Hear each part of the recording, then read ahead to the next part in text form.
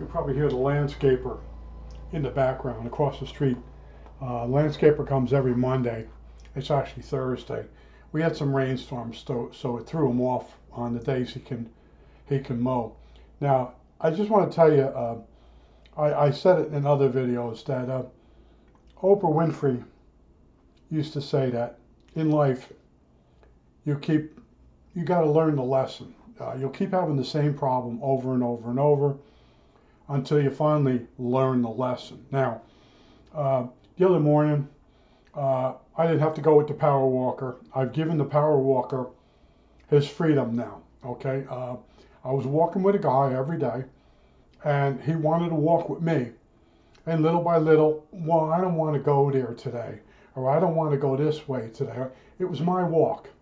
And during the pandemic, I'm thinking, all right, after the pandemic, I'll basically give him his walking papers. Tell him I don't like getting up 2 hours early, okay, and then sitting around for 2 hours waiting for him to come out and go power walk. See, I get up early and I shoot out and I do my walk and I'm back. Sometimes maybe when the sun's coming up or it has only been up a little bit. I don't go out when it's really warm. So basically, I told him, I said, look, I said, I'm wasting 2 hours every single day waiting for you to go walk. And then some days I'll go over, I'll ring the doorbell, he'll go, it's too windy, too cold. And so I said, you gotta go walk on your own. The pandemic's over, and he didn't get his shots.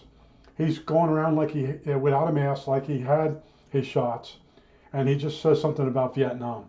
Okay, that's it. So in other words, he has his right now. He has his rights.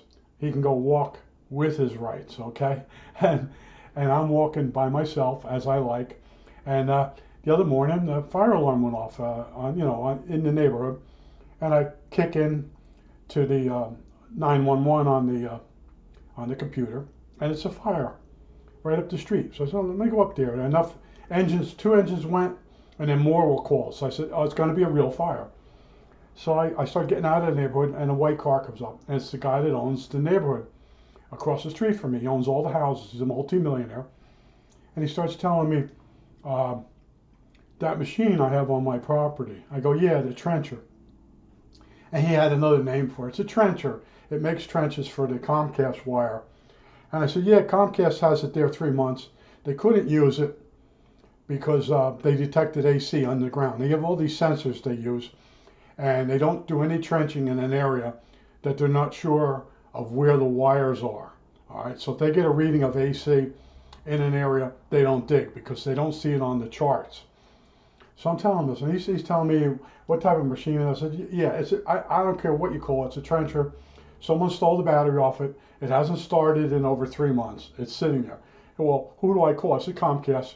He says, well, I called them, but I couldn't get through. I said, that's the thing with Comcast. I said, I call it Comcrap. Okay, anytime you have a problem with Comcast, it's an hour to wait to talk to them. And then if, God forbid, they accidentally hang up on you, you got to start all over again. Well, anyway, I don't have Comcast. I have an antenna in the attic. They reduced the power from Harrisburg on all my stations. One by one, I lost stations. I turned the antenna around in the attic, and now I get 30 stations. I have no use for Comcast, or Comcrap, as I call it. This is one of those things. You got to learn the lesson. So I basically said, well, what are you going to do? I said, good luck, and I kept walking. All right. By this time, I don't hear any more fire engines. I thought the fire was out, but it wasn't. It was in the basement of the hotel. But anyway, I decided, you know what, let me get a gallon of milk and then head back home. So I go over to Wawa, and I have my mask with me. I put the mask on. I get my gallon of milk. On the way back, I see some woman acting weird in the neighborhood. So I yelled over to her. I said, are you lost? She's, what? Are you lost? And she starts saying something. I went over there, and what it was, she's homeless, and somehow a cat got out of her car. And I don't know whether she was parked near the school and the cat got out of the car, but now she's missing a cat.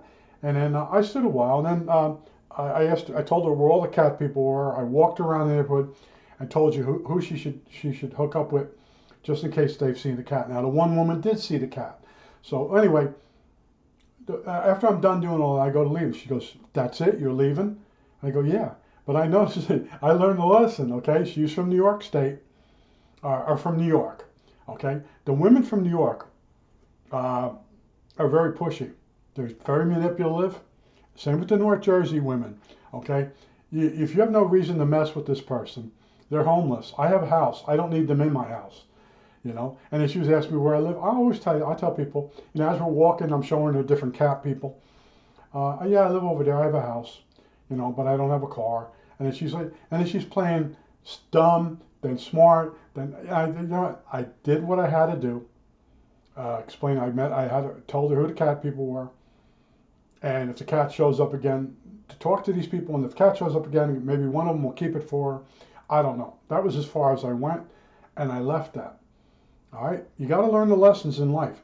Don't get involved in any situation where you're not going to at least break even. Okay, I did as much as I'm going to do. I said, look, I walk around this neighborhood. I said, it's a big neighborhood. I walk around this neighborhood. I know everybody because I walk around with a bag in my hand and a pair of litter tongs, and I clean the neighborhood up. And that's how I meet everybody. And last week I met a guy I never met before in the neighborhood. I've gone by his house a million times cleaning garbage, and now I finally met him. That's because he was on shift work. But anyway, I know everybody, and if I can help someone, I will. But I only help people as far as knowledge. I will tell them what they don't know, and that's as far as I go. I'm not going to hand you any money. Those days are gone. Okay? I'm not going to let you stay overnight in my house.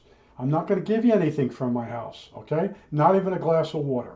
Okay? I learned in the past, and like I said, you have to learn the lesson. People that are homeless are a lot sneakier than you expect. Okay? Now, when me and my neighbor were power walking, he walks without any money on him, without a phone, and I walk with a phone and money on me. Now, if he needs money, he gets it from me, and then he pays me back. So when we come up on people, he starts a conversation with them, and I know right away they want money. And I have this really bad pair of sneakers I wear, really ripped up and stuff. And when they say stuff to me, I said, you never ask someone for money without checking their shoes out first, right? It's all an act with me. And then this girl was going on and on. I said, don't I look homeless to you? Well, I know you have a house here the way you're walking. And I'm like, yeah, you're a lot smarter than I am. Okay? See, I think I look homeless, but she could tell the way I'm walking that I belong in the neighborhood and I probably have a place to go to. See, those are the things I don't think about that I think I know, but I don't know.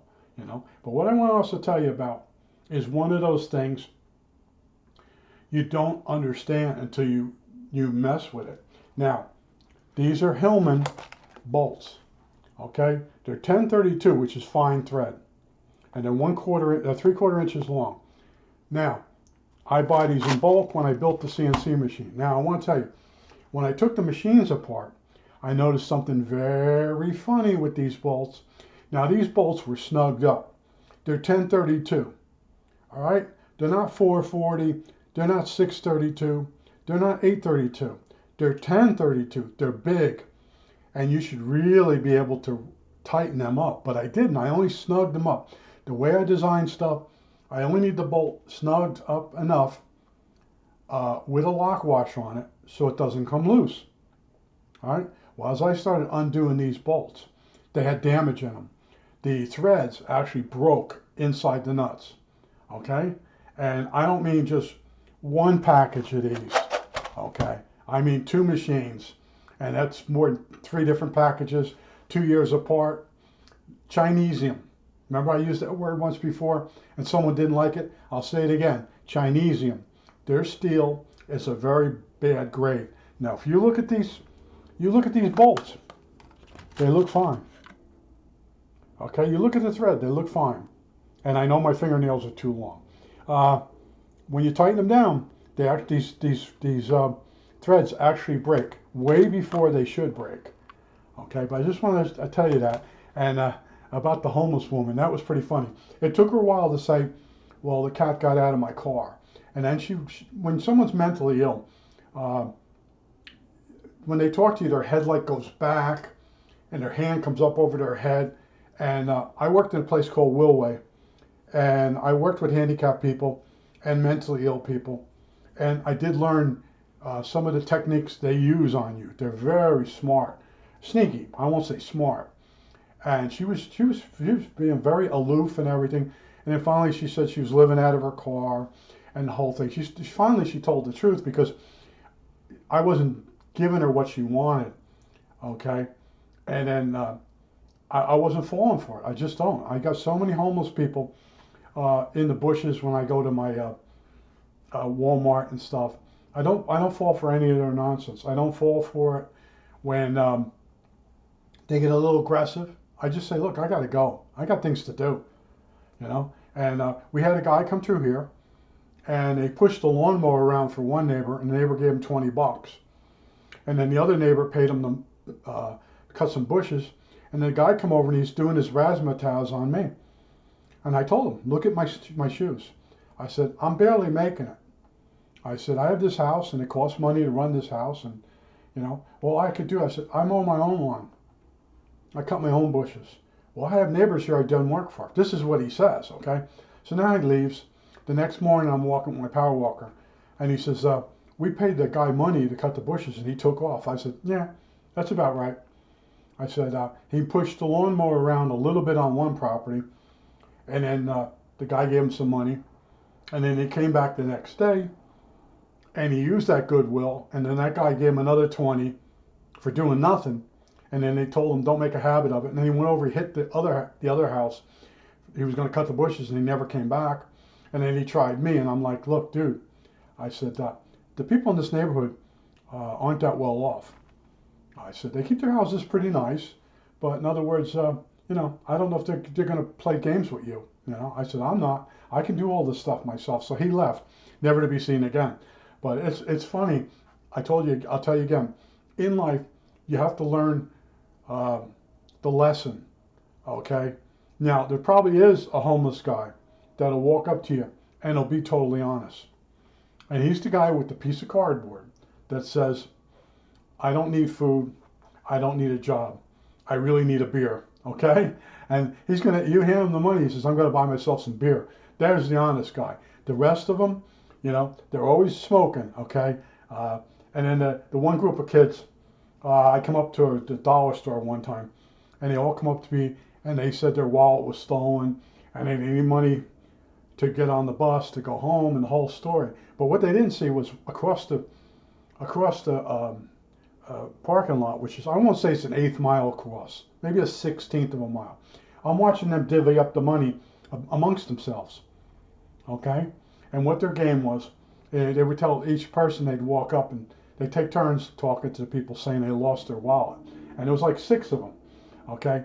And then I left, and later on, the guy that runs that that parking lot and that shopping mall, he told me the police had to come, that they were just scamming everybody. I said, yeah. I said, all the way across the parking lot.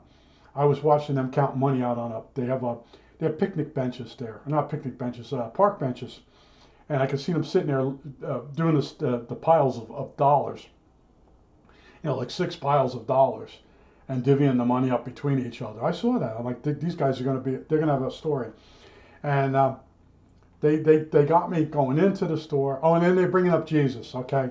Oh, Jesus will look good upon him. I said, I have to go. I'm really busy today, which I'm not. I just tell people now. They don't know. They're not going to follow me home and say, hey, look, this guy's retired. He don't work. I just tell people, look, I'm really busy. I'm really tired, you know. And they're like, well, I just need $2 would help me out a lot. I'm going, yeah, $2. I could win the dollar store and get 2 bags of chips for that, you know. I don't buy the 2 bags of chips because I'm watching my money. But a homeless person, you give them $2, they're going to buy, put it towards a pack of cigarettes, 2 bags of chips, and they're going to eat better than you eat. And then the other thing I always laugh at is if you watch them long enough, you'll see them come out with the phone. You know, they got like an iPhone or anything better than mine. I got a flip phone, okay? And that's my budget. That's so I can own a house. But people that are bad with money, they have to have, oh, and they always have better sneakers on than me. They always have better clothes on than me, okay? And like I said, Oprah tells you, you gotta learn the lesson. Now, if you follow the news or you go on YouTube and you look at all the videos of all the people that are out of work in California, okay? That's been happening for years. And what happens is right now, a lot of people are collecting money and they're not working, and it's more money than if they worked. So they're not going to want to work. Okay? And then California has more people than they have jobs. Okay? And someone says, well, they don't want to take crappier jobs or, but no, there's more people there now than there are jobs, even crappy jobs. We'll take every job there is and take one of those homeless people and put them in that job. All the jobs will fill up and you'll still have a bunch of people out of work. That's because the manufacturing and final hurrah of the United States and our Silicon Valley and all that is gone. Okay? And it's trickle up or trickle down unemployment, whichever you want to look at it. There's people that had decent jobs that can't find a job in that state. They may have waited too long to move. Okay? Now, if you know me, I was in New Jersey. Everything started going bad for me. But I tell you, I lack in other words, I don't have high self-esteem. I know when something's going bad that I better do something right away. Now, in my case, I put my house up for sale. And all my neighbors are saying, you should hold down longer, blah, blah. It never turned around. New Jersey never turned around. It seemingly turned around, okay? But in other words, if I had waited to get out of New Jersey, I would have had real bad problems, okay? But, I know right away that when I'm in trouble, because I won't say I'm a doomsday guy, but we're right down there, right up in that area. In other words, I know when I'm having a problem, okay? Because I know when I worked for years, I could make money several different ways. And then when all of a sudden everything started drying up, and that's because I was in electronics, and that as a hobby or as a career, it's really drying up. You still got people that work the medical field. A few of the guys I worked with years ago that I trained, they shifted over to medical. They were able to get in a place. But that only makes you get older before they let you go. And then you're in more trouble. You may have your children in college. All right? But it was just amazing, to have this homeless girl. And she was pulling her razzmatazz. And then I said, look, I've told you everything I can tell you, as far as getting the cat back. I told her the story about my neighbor losing the cat a few weeks ago and where they found it. It was right where she lost hers. I said, it's going to be back by the school along one of the buildings. There's a bunch of cats that somebody feeds back there. This woman over here that said she saw the cat, they tried to get in her car. She feeds cats. Okay, so this is right in this spot. That cat's going to go between her house and the Mennonite school. All right, that's where it's gonna be, and it will cross the road when it gets quiet. And I said, that's it. She goes, that's it? Yeah, that's it. I got nothing more to say to you. I stopped and asked you if you needed help. I gave you as much help as I could. I'm not going to move you into my house, because I don't know who you are, and I know how people lie. I know 50% of people are totally bad news, okay? And you can say, that's kind of, no, it's 50%, and I'm being generous, okay? 50% of people you can't trust, even when you watch them. And then when you go from 50 to 85%, there's a group of people in between there that if you watch them and they're afraid of getting arrested, they won't do anything wrong. But if you don't watch them, or they don't think they're going to get arrested, they will do something wrong. Over the years, you watch people, and when they talk to you, you have to listen to what they say, their tone. Like this one guy that lived over in the Reynolds across the street from me. He used to come over and talk to me, and he told me this story about one time he ordered a computer, and someone stole it off his front porch, and then he started doing that. A porch pirate. He started doing it right, his neighbors, and they suspected him. And he come over to me. Now, if he tells me the story about how he's porch pirating people because he's got guilt, he comes over and tells me the story. He leaves, and a couple months later, he's over there. They think I stole someone's sewing machine. They want to come in and check my house. I'm like, oh really? Wow. I play stupid. He forgot that he came over here and told me that he had a computer stolen at one time, a Dell off the front of his house. So now he's like trying to steal stuff to get his money back. And then he goes away. Then he comes back with, people are suspecting me of stealing.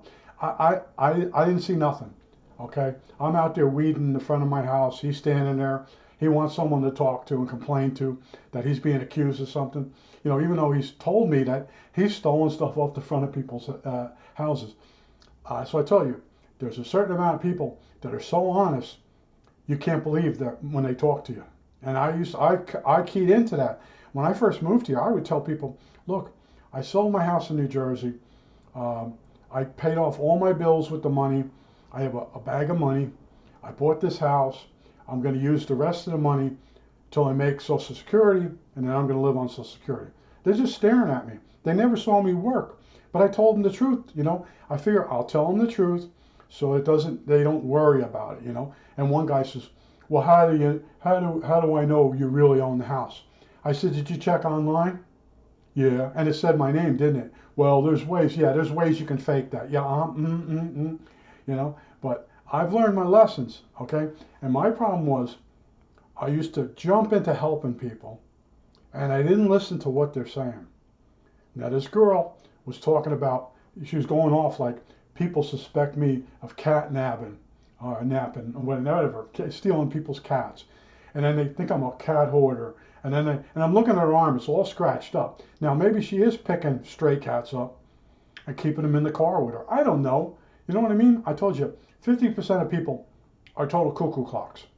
Okay? And then from 50% to 85, yeah, people, if you watch them, they're kind of okay. And I'm standing there and I said, look, I'll walk you around the neighborhood and I'll show you the houses where the people feed cats. And you can, when you see them, you talk to them. Have they seen your cat? The whole thing. And as we're walking, she's having paranoia problems. People are wondering why I'm out here. What, you know, it's not all about you.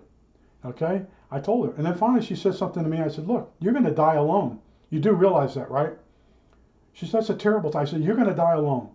You better get used to it right now. And I said, I have a house, but I'm going to die alone. You know, I know where this is all going. You know, I'm not I used to be more like a Pollyanna. I can help you. We'll find this cat. Now, every time I deal with someone around here, they have a second agenda. Okay? And then you start seeing through their second agenda. You know, they're telling you stuff that's not true. And I never used to call people on stuff, but I do now. And it seems rude, but that's what you have to do, you know. And like I said, I had a power walker that wants to walk with me on his time, the time he wants to walk, and he wants to go where he wants, but he's on my walk. And that's every walker, every person that's ever walked with me for health has changed my schedule around. Every single one of them. Okay, except the one girl. I had a girl I used to walk with. My feet used to bleed. I'd walk with her. She was incredible. But she would come down and I'd be walking and she'd walk with me and I'd keep the flies off her. Other men used to walk right up to her and solicit her while we were walking. And she got me to be able to run. And whenever one of the guys would come up and walk with us and then they'd get ready to solicit her, she'd look over at me and I knew I had to run a quarter mile and leave the guy in the dust. But she was hilarious. And she told me a lot of stuff that was going on in her marriage and the whole thing. I knew stuff that, you know, I wouldn't even repeat it to you because you might figure out who that person is. But people, they run agendas, and I have no agenda. See, that's the thing. You know, my ego is very small. Okay, I look to help other people first before myself. But I won't be used anymore. Like that guy, can you call Comcast for me? I know he's worth, just the development across the street is worth $3 million. Easily $3 million. Okay? But he needs me to call because he gets frustrated if he has to wait to go through the call system. I said, look, you got a car. All you have to do is pull out your phone and look to see where there's a Comcrap place and drive over there and have that guy call Comcast up. It's very quick. You don't even have to wait through call. Well, where is the I don't know where the nearest call Comcast is. I told you at the beginning of this that I have an antenna in my attic. All right. I always tell people I don't have Comcast. Well, how do you get television? I have an antenna. Well, what's an antenna? Oh, here we go. Okay. I don't pay for something if I don't have to. I use that money for snacks. Okay. I bought quite a lot of snacks today, and I am losing weight. I put the scale in the kitchen, and every morning before I go to the dollar store, and buy snacks, I weigh myself. As long as the weight keeps coming off slowly, I buy myself the snack I want. And it's amazing when you cut back on what you eat and you watch the scale. And if the scale isn't going right or it's paused, and you make sure you don't overdo it on the snacks. And I'm down to 240. So over a year and a half or whatever it's been, I've lost almost 20 pounds. Actually, I have lost 20 pounds. Okay? No dieting, just strictly watching what I take in. It's like Bill Burr. Is it Bill Barr? Bill Burr? Bill Burr. He says to you, it's basically walk your way out. He's got a routine. Go look at Bill Burr about when you're overweight. He says, you got fat, now walk your way out of it. And that's basically what I do. I go walking. But I just had to tell you about these screws and the cat lady. She's a cat lady. Oh, people think I'm a cat lady. You're in a neighborhood and nobody knows who you are. And you're standing there telling me you're a cat lady. Well, they don't think nothing. They don't know who you are. She's so grandiose about herself. And then she told me she's from New York. I was like, nah, I ain't falling for this crap. I had to go to school with women like that. They're very, very slick. Okay? You know, they play stupid, but they're not that stupid. And then they think they're smart when they're not really that smart. And I think that's it. All right, that's it.